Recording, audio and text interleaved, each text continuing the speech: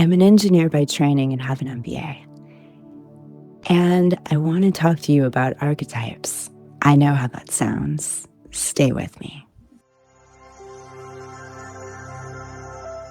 So, a long time ago, but not so long ago, in ancient civilization, they used a very specific technology, something that helped them understand and metabolize all the different facets of our humanity, our human psyche, our consciousness. Even psychologist Carl Jung calls this the collective unconscious. And the way that we were able to understand this broad, vast area of study is through stories, through archetypes. Archetypes represent a very specific element of our human condition. Each one represents a certain area of embodiment.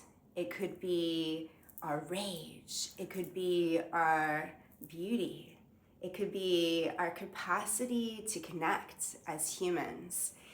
It takes very complicated things in life that would be very difficult for us to understand and really digest, and puts it in an external format that we can look at and tell stories about and understand in a way that's outside of ourselves, so that we can then see that person, that archetype, that embodiment of that energy, and then be able to understand how we relate to it as humans in our own lives.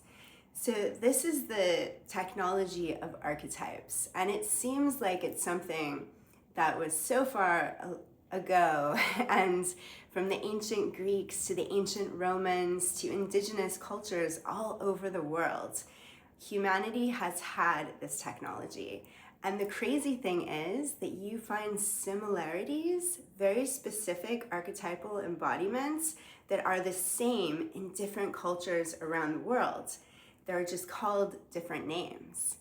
So it's really showing us that there's something to this technology. And in our modern lives, we've a little bit forgotten about this. And we're here to call it back, because there's so much that we can gain through archetypal study, archetypal practice, and then archetypal embodiment to help us reach our full capacity on different areas of our humanity, different areas of the spectrum of what it means to be human, especially now when our society is more technologically connected than ever.